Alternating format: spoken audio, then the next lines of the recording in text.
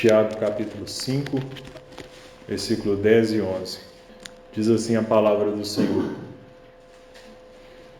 Vamos ler todos juntos? Amém. Meus irmãos, tomai por exemplo de aflição a paciência dos profetas que falaram em nome do Senhor. Eis que temos por bem-aventurados os que sofreram.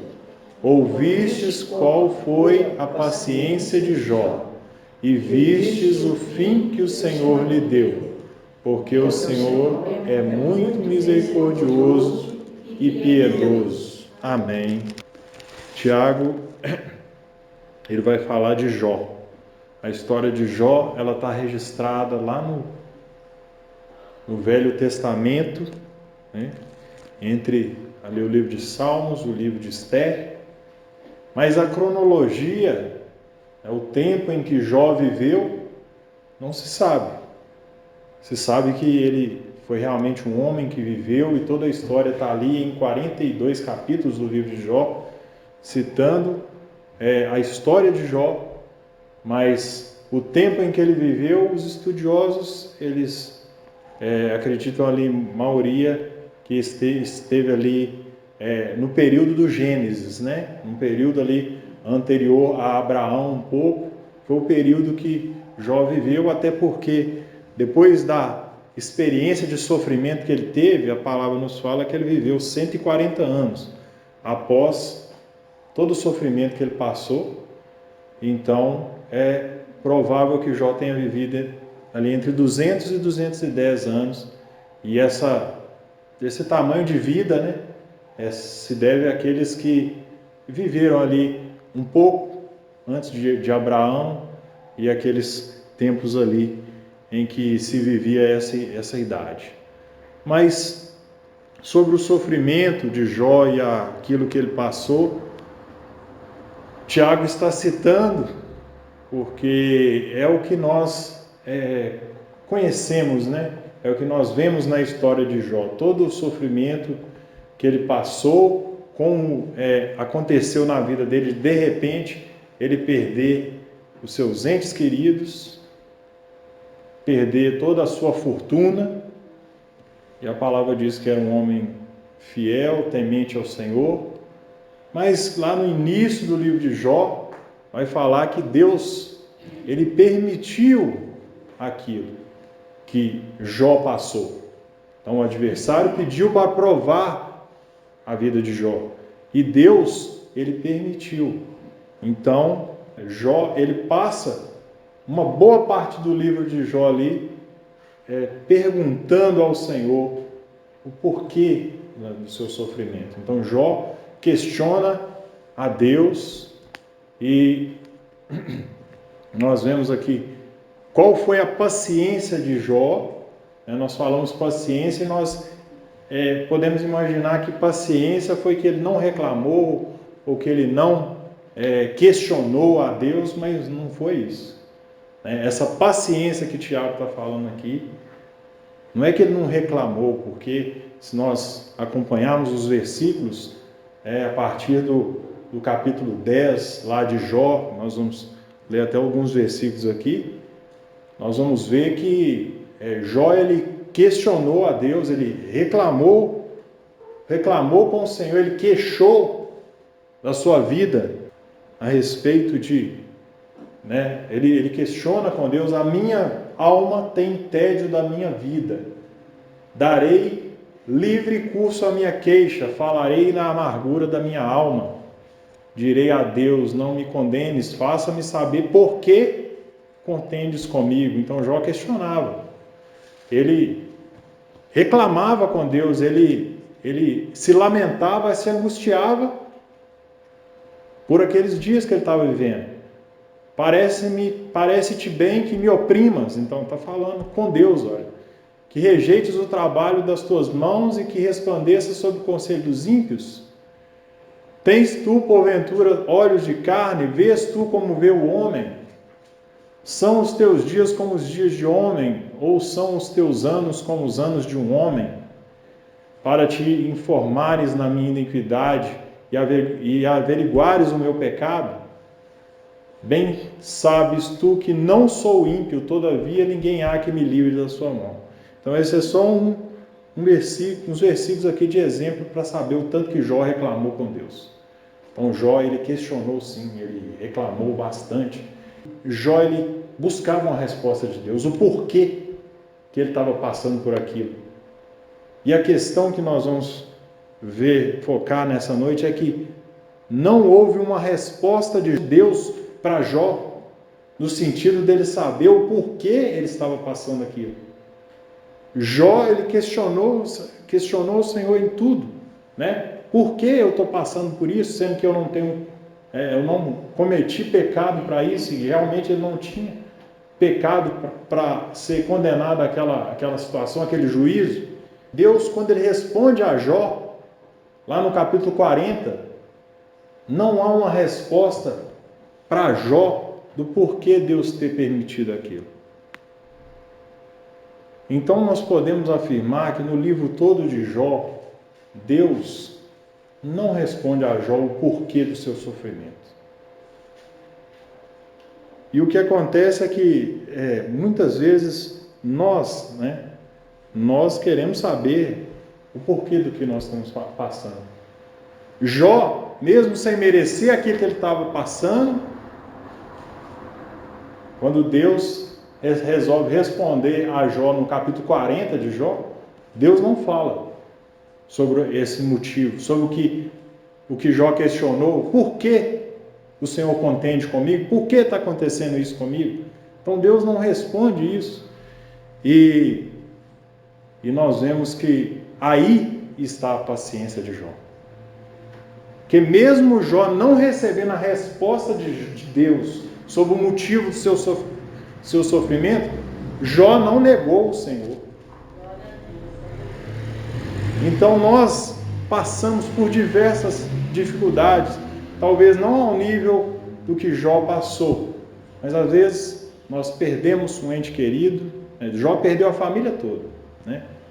Os filhos morreram todos de uma vez só. A fortuna, tudo que Jó tinha de material também perdeu. E depois perdeu a sua saúde. Ficou enfermo. E nós passamos por sofrimentos semelhantes, provas semelhantes, e nós queremos saber o porquê. Nós questionamos a Deus o porquê. E Deus, ele não se desagradou de Jó por causa dele reclamar, dele questionar. Tanto que os amigos de Jó, os 3 primeiros que vieram falar com Jó, eles fizeram muitos elogios a Deus. Os castigos que Jó estava recebendo eram por causa do pecado. Então, aqueles 3 amigos, eles vieram exatamente justificar a Deus, elogiar a Deus.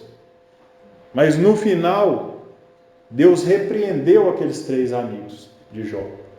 E o único que Deus não repreendeu, o único dos amigos, foi o último, o Eliú, o mais jovem deles, que chegou até Jó, e nós vamos ler alguns versículos que ele falou para Jó.